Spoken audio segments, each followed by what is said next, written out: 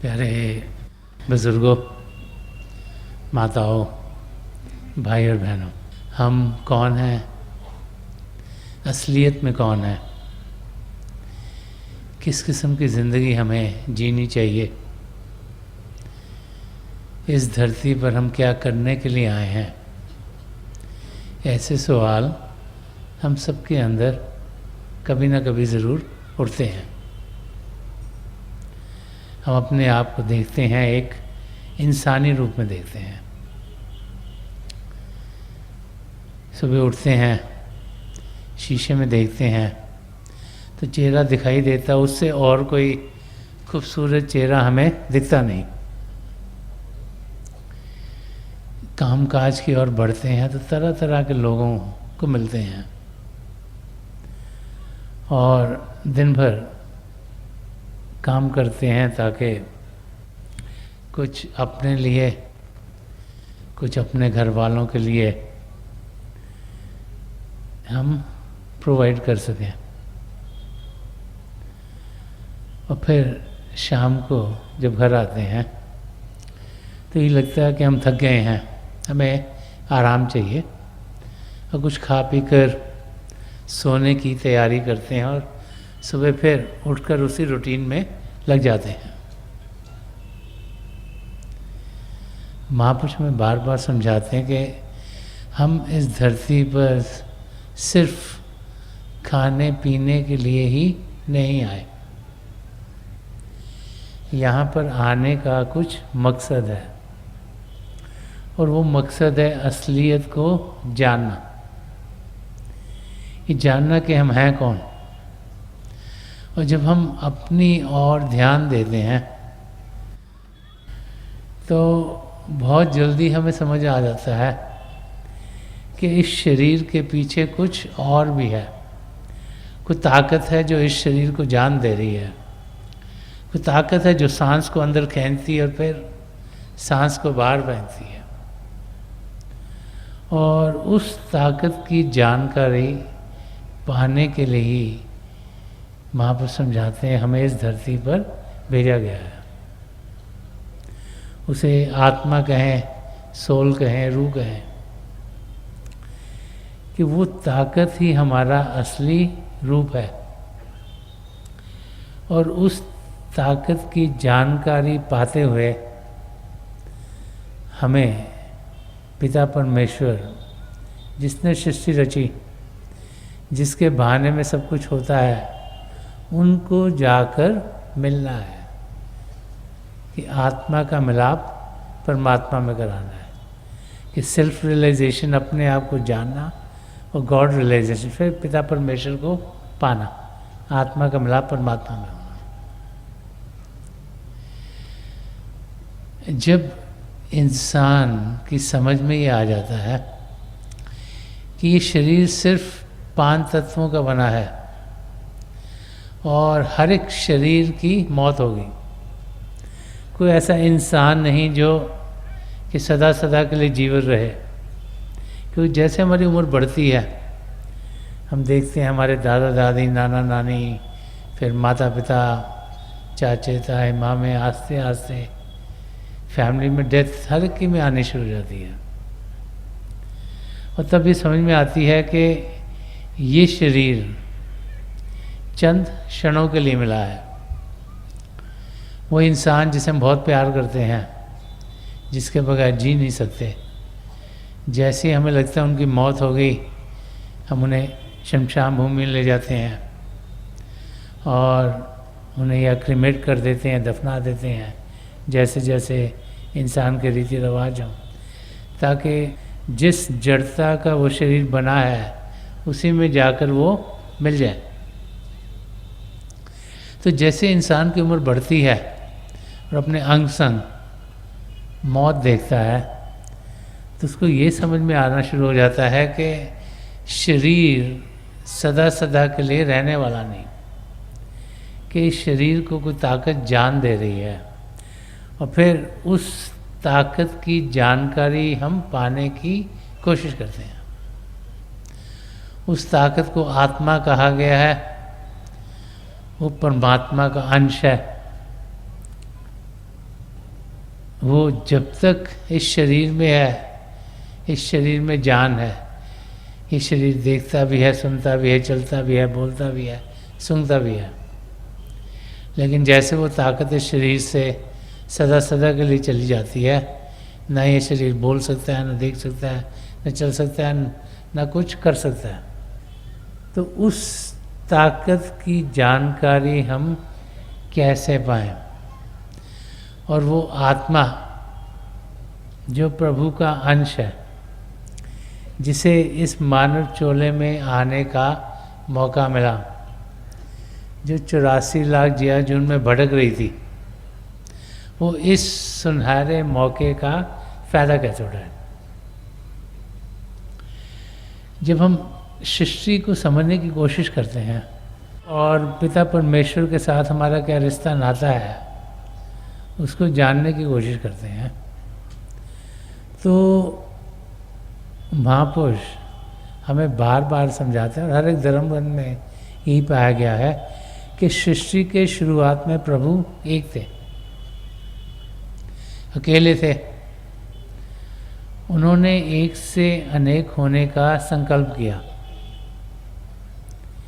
एक हिलोर उठी, उसे शब्द कहें, नाम कहें, होली वर्ड कहें, ज्योति और श्रुति कहें, light and sound of God कहें, जिसके जरिए कई खंड मंडल बने, सचखंड, पार ब्रह्म, ब्रह्मांड, अंड और पिंड। सचखंड में चेतनता ही चेतनता है, और ये पिंड का देश है जहाँ माया ही माया है।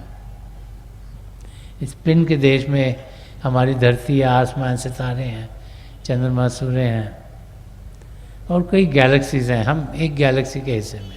जैसे जैसे ये मंडल बनते चले गए, इनको बसने के लिए प्रभु ने अपने अंशों को अपने आप से अलग किया और यहाँ बसने के लिए भेज दिया।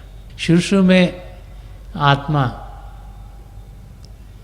जैसे सचखंड में आती थी और कुछ देर वहाँ रहकर फिर वापस प्रभु में लीन हो जाती थी। लेकिन जैसे जैसे और मंडल बने तो आत्मा को भी ये इच्छा हुई कि वो और कुछ देख के आए, और जैसे वो और मंडलों में पहुँचे, उनकी रंग में वो रंगी जाने शुरू हो गई। और फिर एक आत्मा जिसे काल कहा जाता है, उसने बड़ी तपस्या की और प्रभु ने खुश होकर उसको कुछ देने दे दी कि जो निचले 3 मंडल हैं, पिंड, अंड और ब्रह्मांड, और प्रभु ने अपनी मौज में काल को दे दी कि तुम इनको चलाओ। और काल ने कुछ वरदान प्रभु से मांगे जो प्रभु ने उसे दे दिए। उसने कहा कि जो ये आपने मुझे मंडल दिन को बसने के लिए मुझे कुछ आत्माएं भी भेजो ताकि मैं इन्हें चला सकूं। और फिर उसने कहा कि इन आत्माओं को आप ये याद न रहने दो कि वो आपसे जुड़ी हुई थी। 84 लाख जिया जून का विधान शुरू हुआ, जिसमें अलग अलग योनियों में आत्माएं जानी शुरू हुई, और वो भूल जाती थी कि वो कहाँ से आई थी, ताकि वो प्रभु का अंश है वो भूल जाए। नहीं तो काल को यही लगा अगर आत्मा को मालूम हुआ वो प्रभु का अंश है तो ज़रूर प्रभु से मिलने के लिए वो तड़पेगी। काल ने ये भी एक मांग की कि आप कोई मिरेकल दिखाकर एकदम से आत्मा को वापस नहीं बुलाएंगे। तो प्रभु में कुछ देने काल को दे दी, और प्रभु ने एक रास्ता आत्मा को वापस जाने का रखा कि सत्संग के ज़रिए, नामदान के ज़रिए आत्माएं वापस प्रभु में लीन हो सकती हैं और उनको सच्चाई की जानकारी मिल सकती है। तो अब हमारी हालत क्या है कि हमारी आत्मा जो प्रभु का अंश है, जो शरीर में आई है, जो सबसे उत्तम चोला, 84 लाख जिया जून में सबसे उत्तम चोला इस मानव चोले को कहा जाता है, कि इसमें प्रभु ने वो सब पदार्थ दिए जो हमें चाहिए अपने आप को जानने के लिए और पिता परमेश्वर को पाने के लिए। इस समय हमारी आत्मा को एक मौका मिला है प्रभु में लीन होने का, सच्चाई जानने का, लेकिन हमारी आत्मा पर खिंचाव काल का पड़ रहा है। काल नहीं चाहता कि हम अपने आप को जानें, काल नहीं चाहता कि हम प्रभु में जाकर लीन हो। तो काल ने बहुत सी अट्रैक्शंस इस दुनिया में डाली हैं, जिनके ज़रिए हम दुनिया में मस्त होना शुरू हो जाते हैं। तरह तरह की चीज़ें यहाँ पर, कोई स्पोर्ट्स की, कोई कलाकारों की, कोई अलग अलग चीज़ों की जानकारी की, जिसमें कि इंसान लग जाता है। और बहुत सी बार इंसान सोचता है कि उनसे उसे बहुत खुशी मिलेगी, आनंद मिलेगा, और वो फिर उन कार्यों में लगता लगता अपनी ज़िंदगी गुजार देता है। तो इस समय एक तरफ तो काल का खिंचाव है हमारी आत्मा पर, जो उसे दुनिया की ओर खींच रहा है, और दूसरी तरफ पिता परमेश्वर का खिंचाव है जो उसे अपनी ओर खींच रहा है, क्योंकि सिर्फ इंसानी चोले में ही हमारी आत्मा पिता परमेश्वर से मिल सकती है। प्रभु हमें प्रेम के ज़रिए खींचते हैं। प्रभु प्रेम के महासागर हैं। हम उनका अंश होने के नाते उसी महासागर की बूंद हैं, और प्रभु को पाने का रास्ता भी प्रेम का रास्ता है। तो प्रभु से प्रेम करना, जब ये हमारी ज़िंदगी में आ जाता है, जब प्रभु के प्रेम का हम अनुभव करते हैं, तो फिर हम प्रभु की ओर खिंचना शुरू हो जाते हैं। प्रभु चाहें तो हमें एक सेकंड में ही अपने पास बुला सकते हैं, लेकिन उन्होंने वादा किया है कि मैं कोई जोड़ नहीं डालूंगा, कोई खिंचाव नहीं डालूंगा, कोई मिरेकल नहीं दिखाऊंगा। तो वो चाहते हैं कि हम खुद ब खुद उनकी ओर जाएं। तो उन्होंने हमें फ्री विल दी हुई है कि हम किस ओर जाना चाहते हैं। हम सबकी ज़िंदगी में कर्म है। जैसे जैसे हम मानव चोले में थे, हम सोचते हैं, हम बोलते हैं, हम कार्य करते हैं, उससे कर्म बनते हैं। सबसे बड़ा संग्रह कर्मों का उसको संचित कर्म कहते हैं। वो हर एक ज़िंदगी में जो कर्म है वो जुड़ते चले जाते हैं और बढ़ते हैं और बढ़ते हैं और बढ़ते हैं। उनमें से एक हिस्सा लिया जाता है जिसे प्रलभ कर्म कहते हैं, जो ज़िंदगी में हमने झेलने हैं। तो 75% हमारी ज़िंदगी उस पर निर्भर है, लेकिन 25% हम सबके अंदर फ्री विल है कि हम अपने रास्ता कैसा ढूंढना चाहते हैं, वो हम पर निर्भर है।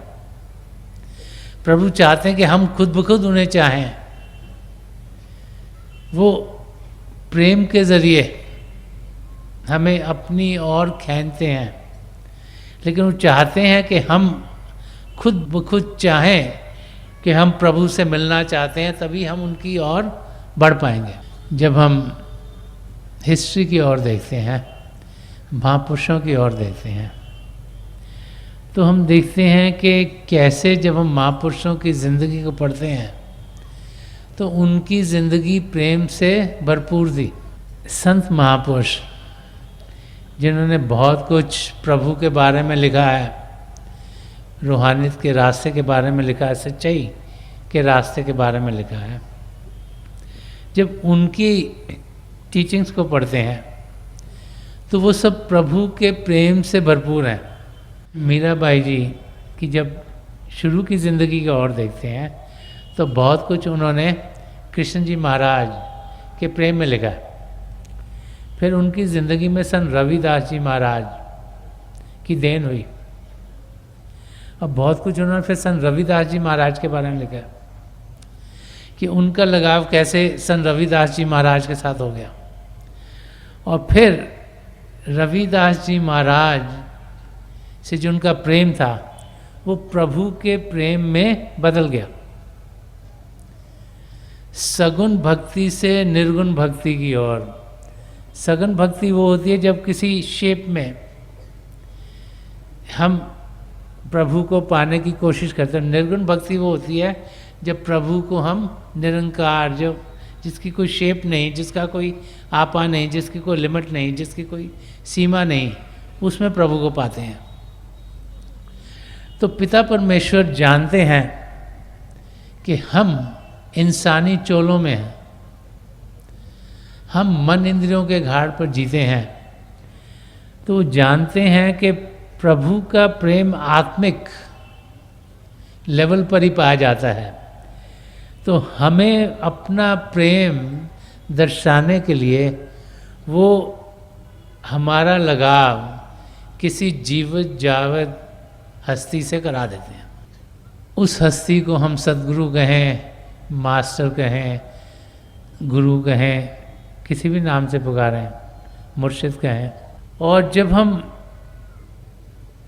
महापुरुषों की ज़िंदगी पढ़ते हैं तब देखते हैं कि कितना प्यार उन्हें अपने सद्गुरु से था। बहुत सी बार हम सत्संगी भाई बहन, जब हम संत कृपाल सिंह जी महाराज और दयाल संत दर्शन सिंह जी महाराज के सत्संगों में जाते थे, तो कई बार ही देखते थे कि कई वहाँ पर ऐसे लगता था कि ये तो बहुत मस्त है इंसान, और हम सोचते थे कि इनके अंदर इतनी मस्ती कहाँ से आई।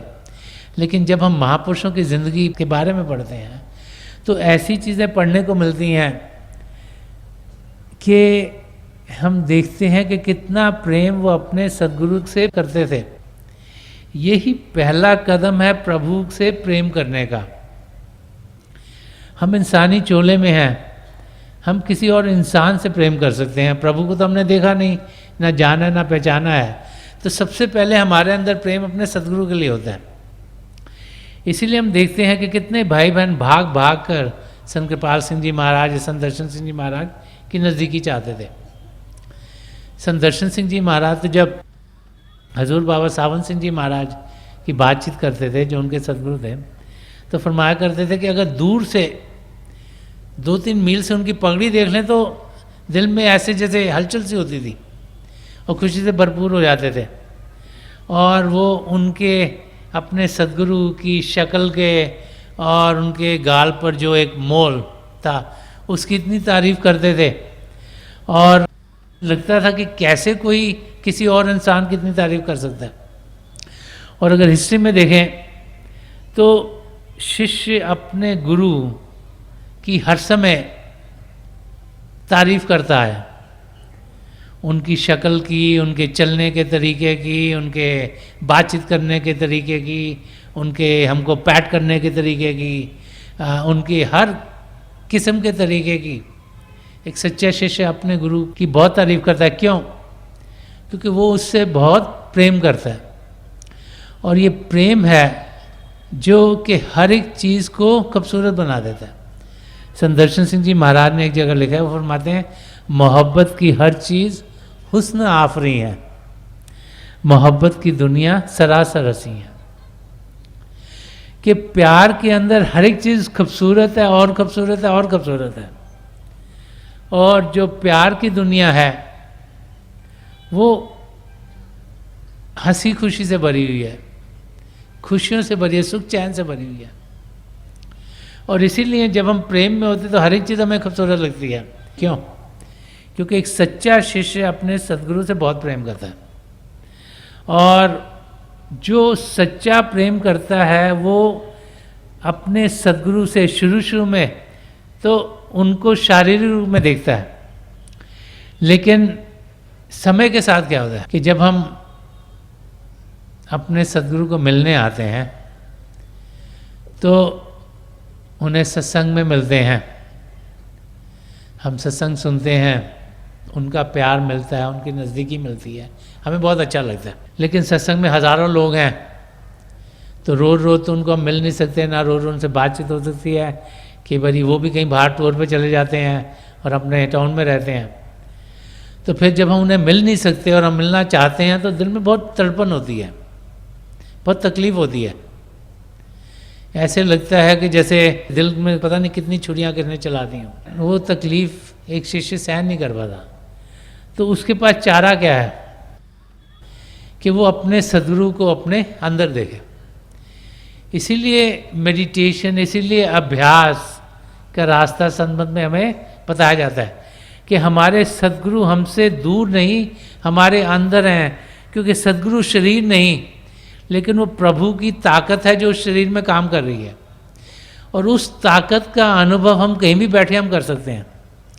तो पहला स्टेप है अपने सदगुरु से प्यार करना भारी रूप में। दूसरा स्टेप है अपने सदगुरु से प्यार करना अंदरूनी रूप में, आध्यात्मिक रूप में, जो कि जब हम शरीर से ऊपर उठते हैं, आसमान, सितारे, चंद्रमा, सूर्य को पार करके अपने गुरु के नूरी शरीर तक पहुँचते हैं, जो तब होता है जब वो हमें नाम की देन देते हैं। फिर हम अपने अंदर देखते हैं, और जो अंदर में जिसे नूरी स्वरूप कहा गया, वो स्वरूप है जिसमें से रोशनी आ रही है। उसका इतना खिंचाव है, इतना उसका लगाव है कि जब उसके दर्शन होते हैं अंदर में, तो उतनी खुशी हमें मिलती है कि जितनी बाहर भी नहीं मिलती।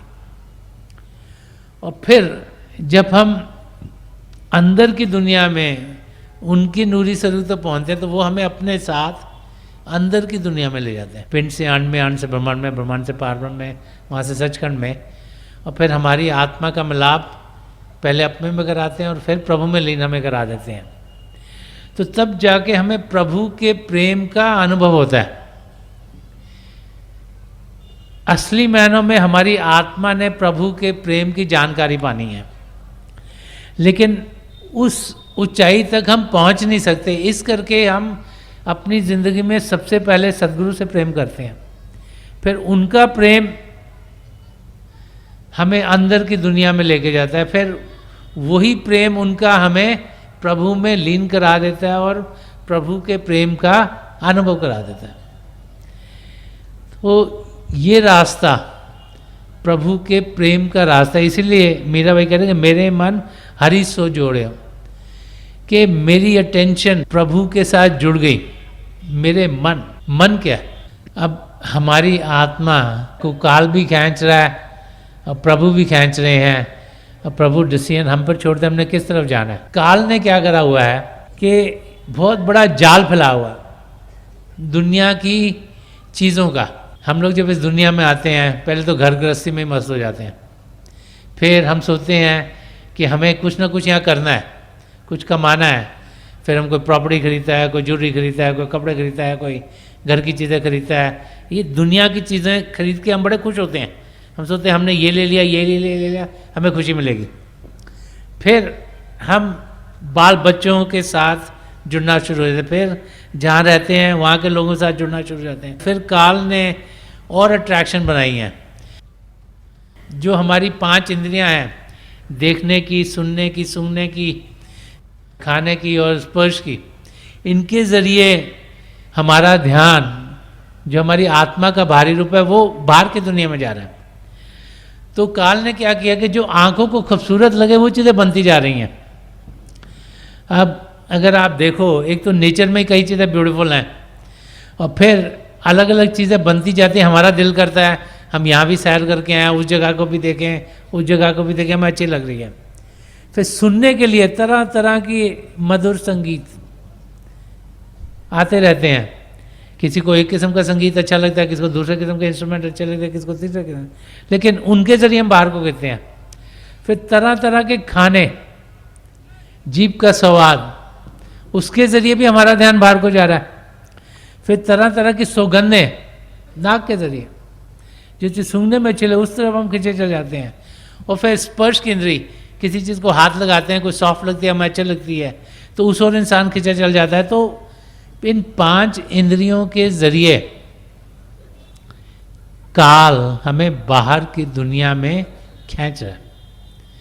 इसके साथ साथ उसने एक और काम करा है। हम सबके अंदर उसने एक अपना हिस्सा डाल दिया जिसको हम मन कहते हैं।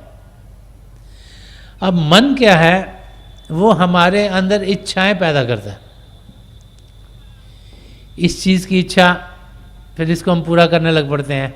ये पूरी होती है तो एक नई इच्छा शुरू हो जाती है, उसको पूरी करते एक तीसरी इच्छा शुरू हो जाती है, उसको पूरी करते एक चौथी इच्छा शुरू हो जाती है। तो मन के ज़रिए काल हमारे अंदर इच्छाएं पैदा करता है ताकि हम इस दुनिया में लगे रहें, इनकी चीज़ों में लगे रहें और पिता परमेश्वर की ओर कदम ना बढ़ाएं। तो ये काल का खेल है। काल नहीं चाहता कि आत्मा उसके जाल में से निकले, तो उसने बहुत गहरा जाल डाला है जिसमें कि इंद्रियों के जरिए हम दुनिया में खींचे चले जाते हैं, मन के जरिए हम इच्छाओं की ओर भागना शुरू कर देते हैं और फिर मन के जरिए ही हमारे अंदर काल ने काम, क्रोध, लोभ, मोह और अहंकार डाल दिया, जिसे कि 5 चोर कहा जाता है। ये हमें असलियत से दूर रखते हैं और इसीलिए हम 84 लाख जिया जून से छुटकारा नहीं पा सकते, क्योंकि इनके ज़रिए ही हम सोचते हैं, हम बोलते हैं, हम कार्य करते हैं और उसका हमें भुगतान करना पड़ता है। अच्छे बोल, अच्छे सोच, अच्छे कार्य का हमें अच्छा फल मिलता है, फल लेने के लिए भी वापस आना पड़ता है, और बुरे विचार, बुरे बोल, बुरे कार्यों के लिए हमें भुगतान करना पड़ता है, उसके लिए भी वापस आना पड़ता है। तो हम इनके ज़रिए 84 लाख जिया जून से जुड़े हुए हैं। इससे छुटकारा कैसे मिलेगा? प्रेम के ज़रिए। जब तक प्रेम हमारी ज़िंदगी में नहीं होगा तब तक हम अपनी मंजिल तक पहुंचने के लायक नहीं हैं। लैला और मजनू की आप सबने कई कहानियां सुनी होंगी। एक वाक़े में सुनाया जाता है कि पिता परमेश्वर ने चाहा कि मजनू उनसे आकर मिले। तो जब मजनू को मालूम हुआ तो उसने कहा कि अगर पिता परमेश्वर ने मुझे मिलना है तो वो लैला के रूप में है। हम सब चाहते हैं कि जिस रूप से हमें लगाव हो उसमें हमें पिता परमेश्वर मिले। रूमी, जिन्होंने बहुत कुछ रूहानियत के बारे में कहा, उन्होंने कहा कि जब मैं पिता परमेश्वर को देखूं, अगर 1000 बारी देखूं और अगर 1000 आंखों से देखूं, तो हर बार मुझे नया नज़ारा दिखाई देता है।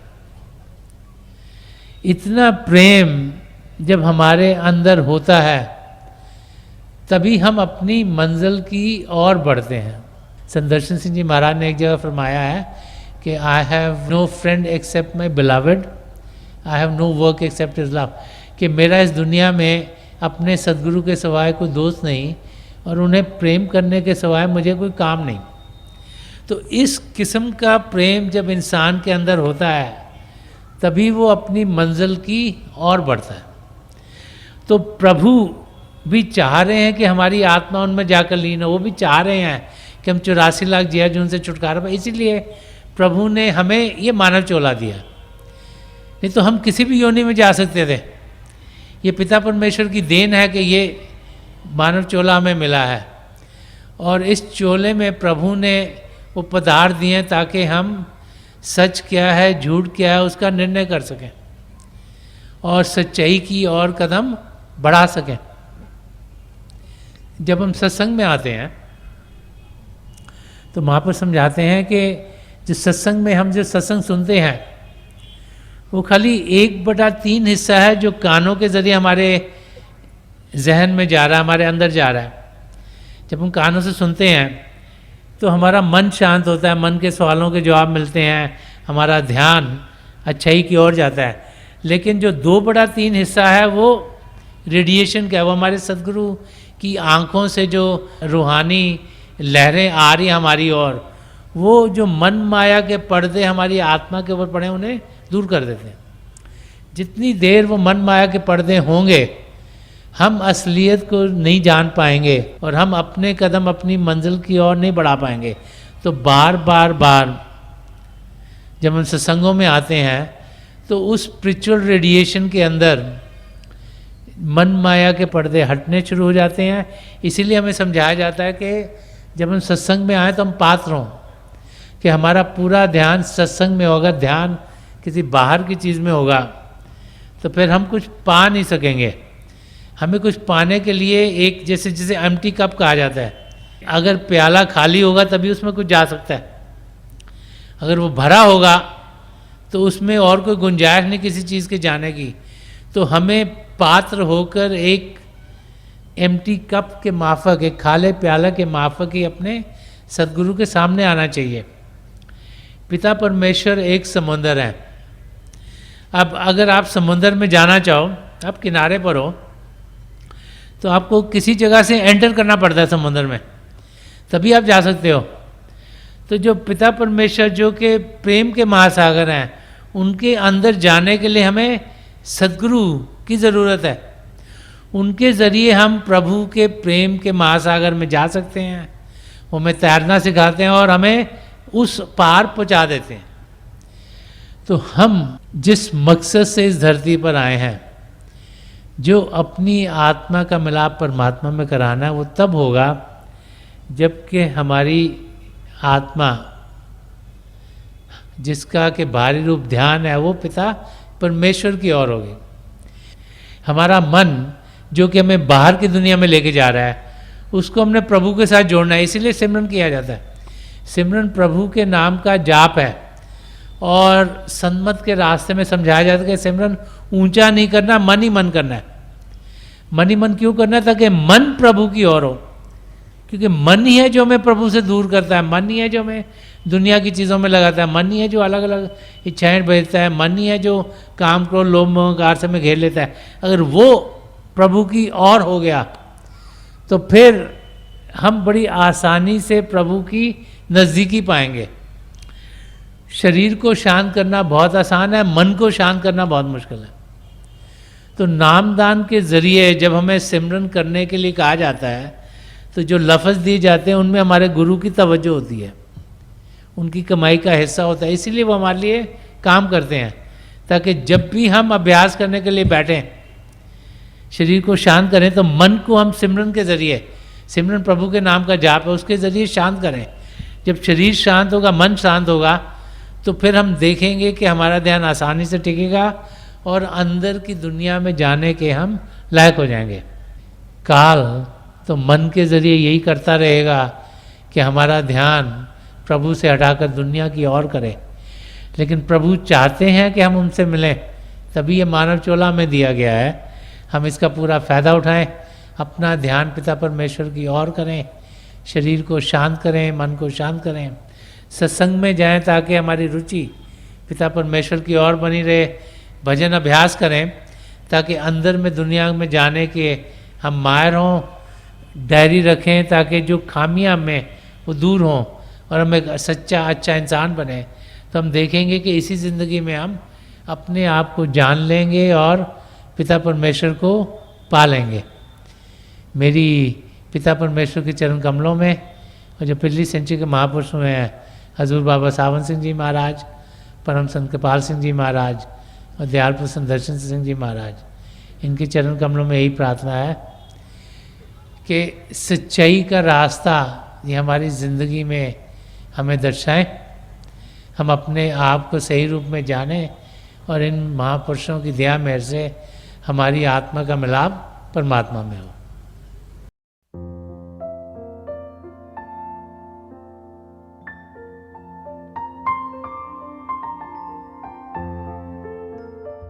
तो थोड़ी देर के लिए हम सब अभ्यास के लिए बैठ जाएं। आप जहाँ भी बैठे हैं आराम से बैठिएगा, अपनी आंखें बंद कर लीजिएगा। ये जो आई बॉल्स आँखों के डरने सीधे सामने फोकस हो, जैसे हार्ट से सामने आप फोकस हो।